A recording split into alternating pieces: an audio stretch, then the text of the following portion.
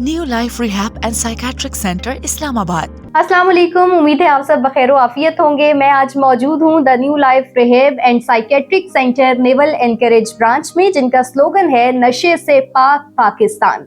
अब ये क्या काविशें कर रहे हैं, इनकी क्या कोशिशें हैं, किस किस तरह से पाकिस्तान को नशे से पाक बनाने में ये अपना किरदार अदा कर रहे हैं, इस सब पर और बहुत सारी और चीज़ों पर हमने आज बात करनी है।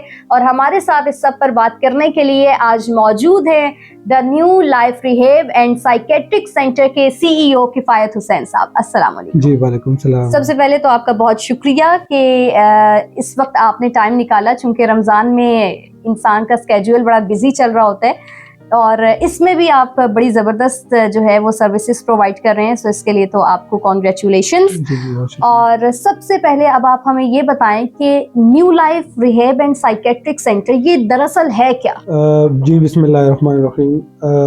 न्यू लाइफ एक ड्रग एडिक्शन ट्रीटमेंट सेंटर है जहाँ पे नशे और नफसियाती मरीजों का हम अरसा दराज से काम कर रहे हैं। ठीक है, और कितना अरसा हो गया है आपको ये सर्विसेज प्रोवाइड करते हुए? तकरीबन लास्ट 10 ईयर से हम काम कर रहे हैं। हमारे पाकिस्तान में इस टाइम 2 बड़े ब्रांचेज है, जिसमें PWD ब्रांच और दूसरी नेवल एनकरेज ब्रांच। अच्छा, कहाँ से पाकिस्तान से, अगर हम पाकिस्तान की स्पेशली बात करें, इंटरनेशनली भी हम बात करते हैं, पाकिस्तान में कहाँ से मरीज आपके पास आते हैं?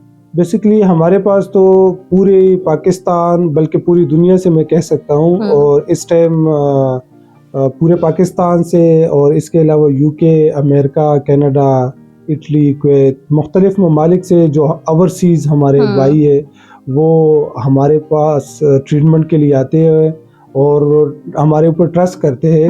बहुत से तो ऐसे पेशेंट्स भी है कि यहाँ से ट्रीटमेंट करवा के जब जाते उनके रेफरेंस से भी बड़े पेशेंट हमारे पास आ जाते हैं। जबरदस्त। तो आपने बात की कि ट्रस्ट की बात, तो पेरेंट्स का जो है इस पे बड़ा इम्पोर्टेंट रोल होता है कि वो ट्रस्ट करें और एक ऐसी जगह पर अपने बच्चों को छोड़कर जाएं जहां वो महफूज भी हों और सही तरीके से ज़िंदगी भी गुजारें और वापस अपनी ज़िंदगी में रियल लाइफ में दोबारा वापस आएं। तो कितने % पेरेंट्स ऐसे हैं जो ट्रस्ट करके लेके आते हैं, क्योंकि कुछ रेशो ऐसी भी होती है जिन्हें नहीं पता होता कि इस तरह के भी कुछ सेंटर्स हैं जो सर्विसेज प्रोवाइड कर रहे हैं? जी बिल्कुल, बहुत से लोगों को अभी तक ये आइडिया भी नहीं है कि ड्रग रिहेबिलिटेशन जैसे कि बाकी बीमारियों की तरह ये भी एक बीमारी है और इसके भी रिहेबिलिटेशन सेंटर्स है या हॉस्पिटल्स है और इनका भी इलाज हो सकता है। बिल्कुल। लोग एक्सेप्ट क्यों नहीं कर रहे कि नफ्सियात या इस तरह की जो चीज़ें हैं वो माशरे का हिस्सा बन चुकी हैं? बहुत से लोगों को तालीम की वजह से भी हम पीछे है। पाकिस्तान में बहुत से जो गाँव हैं वहाँ पे अगर कोई नफ्सियाती बीमारी में कोई मुब्तला होता है तो लोग तो उनको पागल ही कहते हैं, बजाय कि उनका बाकी बीमारियों की तरह एक अच्छे रिहेबिलिटेशन सेंटर से या साइकियाट्रिस्ट से ट्रीटमेंट करवाया जाए। ठीक है, एक मरीज जो आपके पास आया है, इस सेंटर में आया है, तो वो क्या इस सिचुएशन में होता है या उसके दिमाग में कहीं ना कहीं ये चीज़ हो रही होती है कि मैं बेवकूफ़ हूँ, मैं पागल हूँ, या वो कह रहा होता है कि नहीं मैं भी आम इंसानों की तरह हूँ और मैं एक अच्छी ज़िंदगी गुजार सकता हूँ? क्या ऐसी कोई सिचुएशन होती है, बिल्कुल ही इसके ऑपोजिट चीज़ें चल रही होती है? बेसिकली हमारे पास जो पेशेंट्स आते हैं वो मोस्टली 10% मैं आपको कह दूं कि विलिंगली आते हैं और वो समझते हैं कि हम गलत रास्ते पे थे, ठीक है, और हम अपनी ज़िंदगी को दोबारा से संवारना चाहते हैं, अपनी ज़िंदगी को दोबारा नॉर्मल करना चाहते हैं अपने बच्चों के लिए, अपनी फैमिली के लिए। कुछ बच्चे ऐसे होते हैं जो डिनाइल में होते हैं और वो अपने आप को बीमार नहीं समझते, बल्कि जिस तरह मुख्तलिफ मेंटल डिसऑर्डर है, शिज़ोफ्रेनिया है, बाइपोलर है, इसमें पेशेंट अपने आप को बीमार समझता ही नहीं है। और ख़ास तौर पे जो ड्रग एडिक्ट है वो भी अपने आप को बीमार नहीं समझता, बल्कि फैमिली को कहता है कि जी आप बीमार है, आपको इलाज की ज़रूरत है, क्योंकि वो उस टाइम ड्रग्स के हालत में होते हैं, इसलिए वो बीमार नहीं समझते। जब उनको समझ लगती है और उनको हम एक इंटरवेंशन उसको कहते हैं, जो हम पेशेंट्स को घर से इंटरवेंशन करके रिहेबिलिटेशन सेंटर तक लेकर आते हैं और उनको सबसे पहले जो डिटॉक्स का एक मरहला होता है उससे ये गुजरते हैं और उसके बाद उनको जब इंडिविजुअल सेशन, जब रिहेबिलिटेशन की तरफ आते हैं, तब उनको समझ लगती है कि हाँ ये भी जो है ना एक बीमारी है और हम नॉर्मल ज़िंदगी की तरफ जो है ना ये हमारी हेल्प करे और हमें नॉर्मल ज़िंदगी की तरफ लेके आ रहे हैं। अच्छा, चूंकि अब ये मसला और ये बीमारी और इस तरह की जो चीज़ें हैं वो माशरे में बहुत ज़्यादा बढ़ती जा रही हैं, तो आपको क्या लगता है कि पाकिस्तान में कितने फीसद ऐसे इदारे हैं जो काम कर रहे हैं और कितने फीसद ऐसे इदारे होने चाहिए जिनको इस पर काम करना चाहिए? इस टाइम पाकिस्तान में जो रिहेबिलिटेशन सेंटर है उसकी तादाद बहुत ही कम है बनिस्बतन जो जिस रेशो से ड्रग्स फैलती जा रही है।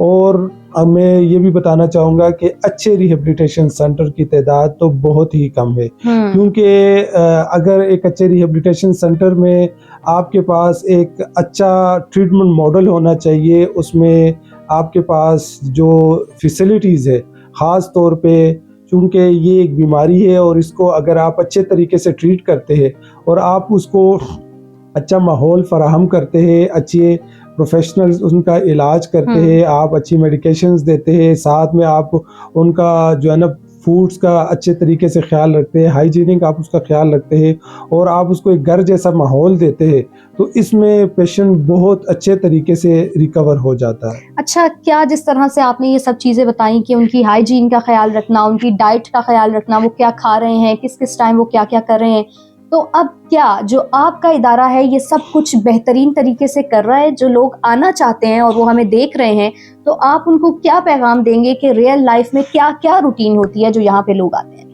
बेसिकली इस टाइम पाकिस्तान में हमारे, जैसे मैंने बताया कि 2 रिहेबिलिटेशन सेंटर्स है, बिल्कुल, और हमारे पास जो पेशेंट्स आते हैं उनके जो रेशो है वो विलिंगली बहुत कम है, तो इसमें जो ट्रीटमेंट का फोकस है वो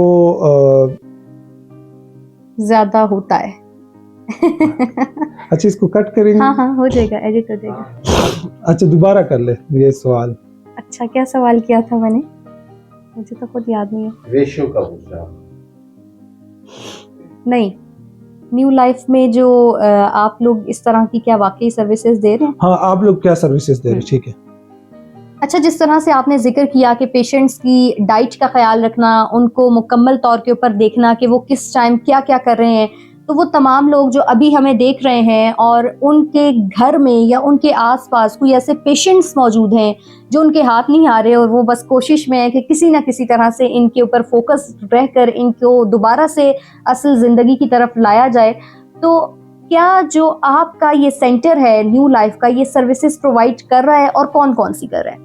जी बिल्कुल, ये नशे और नफ्सियाती मरीज़ों का दोनों के लिए हम ये सर्विसेज प्रोवाइड कर रहे हैं और इनकी एक बहुत अच्छी यहाँ पे हेल्दी रूटीन होती है, जिसमें हम इनको ट्रीटमेंट से लेके स्पिरिचुअल थेरेपी और साइकोथेरेपी, इसमें साइकेट्रिस्ट चेकअप, ये सारी चीज़ें हम इनको करवाते हैं और सुबह से लेके शाम तक इनकी एक प्रॉपर रूटीन होती है, जैसे कि सुबह की नमाज, उसके बाद नाश्ते के बाद डॉक्टर राउंड के बाद ग्रुप थेरेपी, फिर इंडिविजुअल सेशन, स्पिरिचुअल थेरेपी और एंड में जो हमारा जिम का टाइम होता है, तो ये शाम तक इनको हम बिजी रखने की कोशिश करते हैं। ये बहुत सारी रूटीन्स थी जो मैंने आपसे पूछी और मेरा दिल कर रहा था कि मैं बस आपको इधर रोकूं और कहूं कि अब नेक्स्ट जो है किस तरह से ट्रीटमेंट हो रहा है उसके लिए देखनी है इन्होंने हमारी नेक्स्ट वीडियो, क्योंकि उसमें हम आपको बताएंगे कि कौन कौन से ट्रीटमेंट्स के थ्रू, और आजकल जो यूथ में ये सबसे ज़्यादा चीज़ पाई जा रही है, ये क्यों पाई जा रही है, इसकी वजह क्या है, और अगर पेरेंट्स को कहीं ना कहीं शक हो जाता है तो उस सब के लिए पेरेंट्स को क्या क्या अपनी रिस्पॉन्सिबिलिटी जो है वो अदा करनी है, ताकि हम वाकईतन अमली तौर के ऊपर नशे से पाक पाकिस्तान बना सकें। आपका बहुत शुक्रिया। अगली वीडियो में हाजिर होते हैं नई मालूमात के साथ। अपनी मेजबान अरीज फातिमा को इजाजत दें, तब तक अपना ख्याल रखिए। अल्लाह ने के बाद। मंशियात से हमेशा के लिए छुटकारा हासिल करें। पाकिस्तान में नशे के मरीजों के लिए सबसे VIP इलाज का new life rehab and psychiatric centre Islamabad.